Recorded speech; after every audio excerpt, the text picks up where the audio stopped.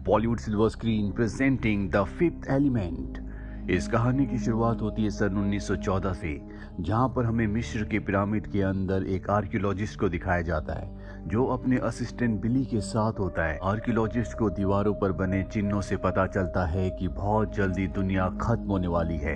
वहीं पर एक प्रीस्ट होता है जो ये बातें सुन लेता है और वो नहीं चाहता कि दुनिया को ये बातें पता चले, इसीलिए वो उनके पानी में जहर मिला देता है। आर्कियोलॉजिस्ट उस पानी को पीने वाला होता है, तभी वो कहता है कि हमने आज बहुत बड़ी खोज की है, इसीलिए हमें जश्न मनाना चाहिए, और वो पानी को फेंक देता है। अपने असिस्टेंट बिली से कहता है कि जाओ शैंपेन लेकर आओ। बिली यहाँ से चला जाता है और तभी पिरामिड के ऊपर एक बहुत बड़ा एलियन शिप आता है जिससे एलियंस निकलते हैं, जो प्रीस्ट से कहते हैं कि तुमने अपना काम अच्छे से नहीं किया। वो कहता है कि दुनिया खत्म होने की नॉलेज उन्हें अपने आप ही मिल गई, उन्होंने चित्रों को समझ लिया और अब उनमें से एक एलियन दीवार के अंदर एक अजीब सी चाबी लगाता है जिससे दरवाजा खुल जाता है। वहां पर आर्कियोलॉजिस्ट भी होता है जो सब देखकर हैरान होता है, पर उसे बेहोश कर दिया जाता है। इसके बाद एलियन एक खास कक्ष में जाता है जहां पर 4 पत्थर हवा में उड़ रहे होते हैं। ये 4 अलग एलिमेंट हैं और ये चारों रिप्रेजेंट करते हैं अर्थ, वाटर, एयर और फायर को।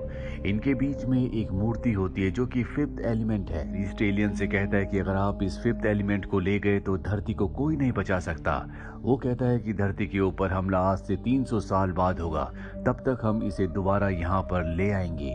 और तभी यहाँ पर आर्कियोलॉजिस्ट का जो असिस्टेंट होता है बिली, वो आ जाता है। वो एलियन को देखकर डर जाता है, उस पर गन तान देता है। प्रीस्ट उसे ऐसा करने से मना करता है और तभी बिली गिर जाता है। गलती से उससे गोली चल जाती है जिससे पत्थर की दीवार का बना हुआ दरवाजा बंद होने लगता है। एलियन को समझ में आ चुका है कि वो फंस चुका है, वो यहाँ से निकल नहीं सकता, इसीलिए प्रीस्ट को वो की देता है जिससे दरवाजा खुलता है और कहता है कि अपनी आने वाली नस्लों को इस बारे में इंफॉर्मेशन देते रहना।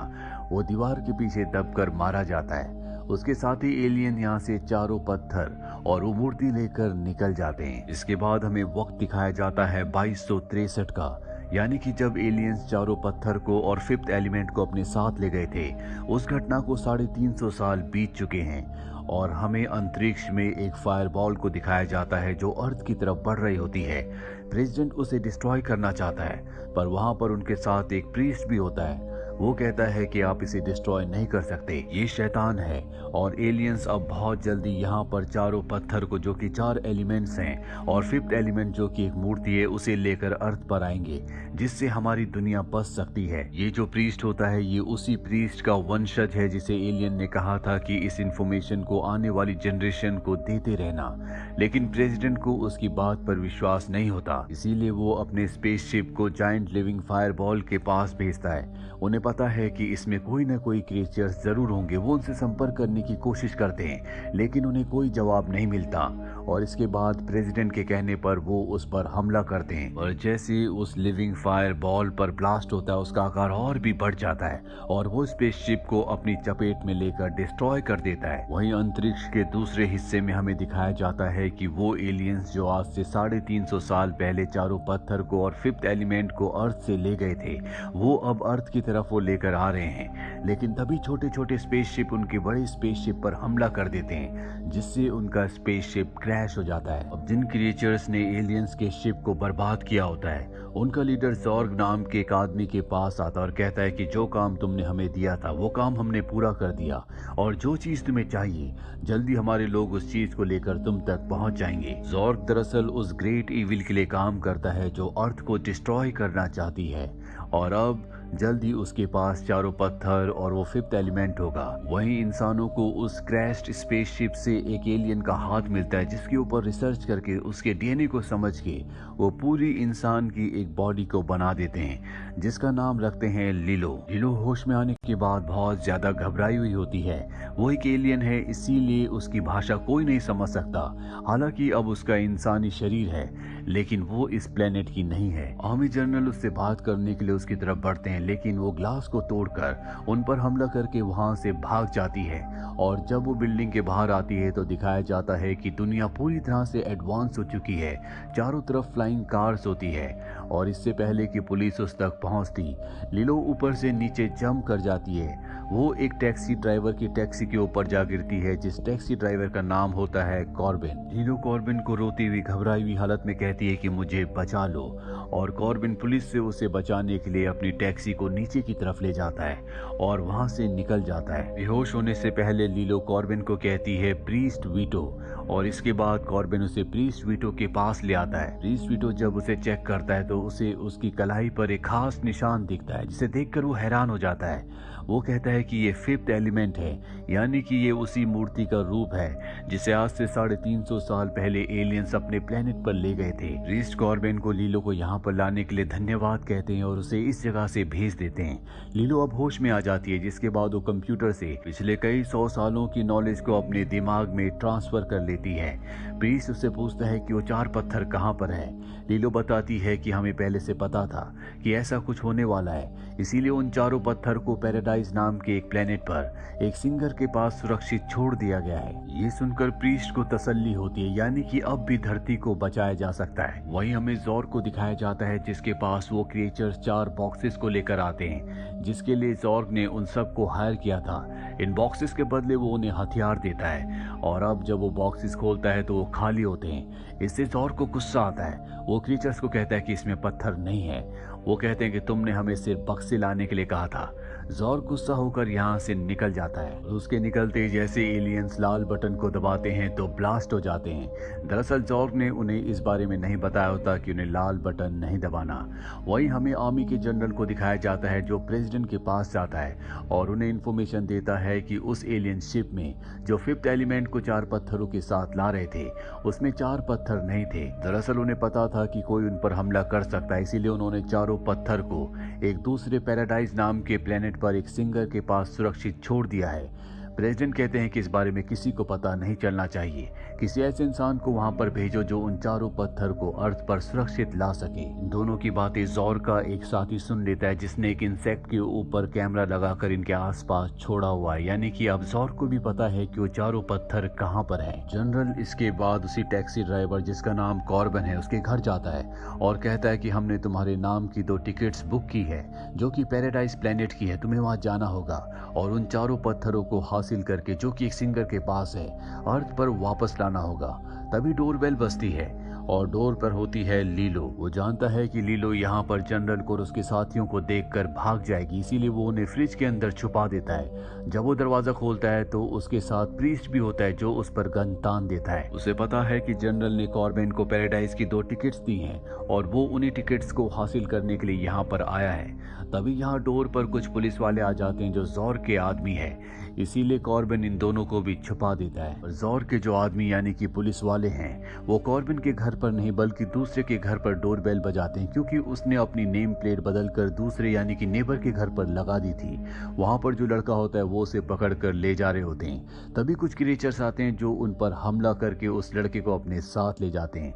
दरअसल अब ये उन 4 पत्थर को हासिल करके जॉर्ग से बदला लेना चाहते हैं, क्योंकि जॉर्ग ने इन्हें धोखा दिया, इनके साथियों को मारा है। इसीलिए उस लड़के को कॉर्बिन समझकर अपने साथ ले जाते हैं। वहीं अब कॉर्बिन घर के अंदर आकर प्रीस्ट को और लीलो को बाहर निकालता है, पर प्रीस्ट पीछे से उसके ऊपर हमला करके उसे बेहोश करके उसकी टिकट लेकर यहाँ से निकल जाता है। कॉर्बिन को जब होश आता है तो फ्रिज का दरवाजा खोलता है, जहाँ पर उसने जनरल को छुपा कर रखा था, पर अब जनरल पूरी तरह से जम चुका है। वो जनरल और उसके साथी को उसी जगह छोड़कर सीधा उस जगह आ जाता है जहाँ से पैराडाइज के लिए एक एयरशिप निकलने वाला है।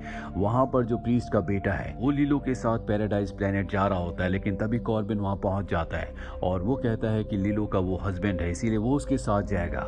उसे लीलो के साथ जाने दिया जाता है और जब प्रीस्ट को पता चलता है कि कॉर्बिन लीलो के साथ चला गया तो वो एक चाबी निकालता है। ये वही चाबी है जो आज से 350 साल पहले एलियन ने प्रीस्ट के दादा के दादा के दादा को दी थी।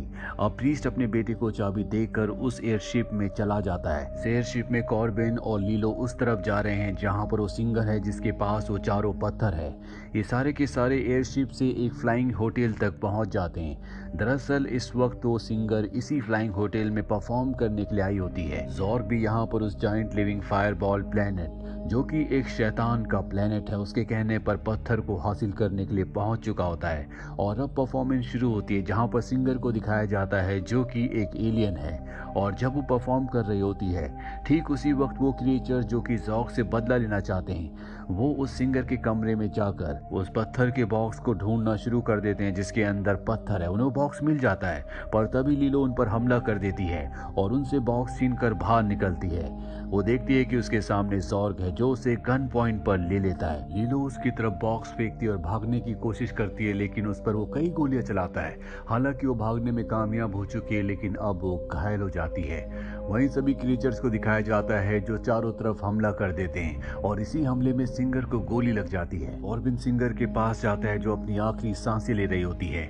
सिंगर कहती है कि लीलो जख्मी है, तुम्हें जल्द से जल्द उसे पिरामिड लेकर जाना होगा और चारों पत्थर मेरे अंदर हैं। इसके बाद उसकी मृत्यु हो जाती है।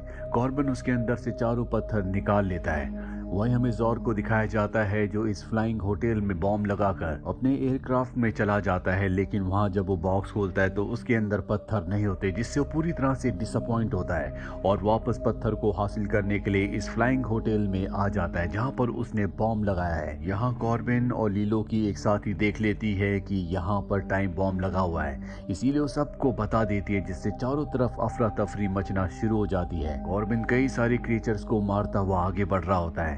साथ ही वो उस जगह पहुंच जाता है जहां प्रीस्ट को इन क्रिएचर्स के लीडर ने पकड़ा होता है, लेकिन कॉर्बिन उनके लीडर को मार देता है, जिससे सारे के सारे क्रिएचर्स डर जाते हैं। और अब कॉर्बिन जख्मी लीलो को उठाकर प्रीस्ट के साथ अपने फ्लाइंग ऑब्जेक्ट तक पहुंच जाता है। वहीं जॉर्ग को दिखाया जाता है जो उस बॉम्ब को रोक देता है, लेकिन क्रिएचर्स ने यहाँ पर दूसरे बॉम्ब को ऑन कर दिया होता है, जिससे एक ब्लास्ट होता है और पूरा का पूरा फ्लाइंग होटल तबाह हो जाता है। लेकिन कॉर्बिन अपने साथियों के साथ निकलने में कामयाब हो जाता है। वो सीधा उसी पिरामिड में जाता है जहां पर आज से कई साल पहले वो चारों पत्थर और फिफ्थ एलिमेंट था। ये लीलो को फिफ्थ एलिमेंट की जगह रखते हैं और चारों पत्थरों को अपनी जगह, लेकिन यहाँ पर कुछ भी एक्टिवेट नहीं होता।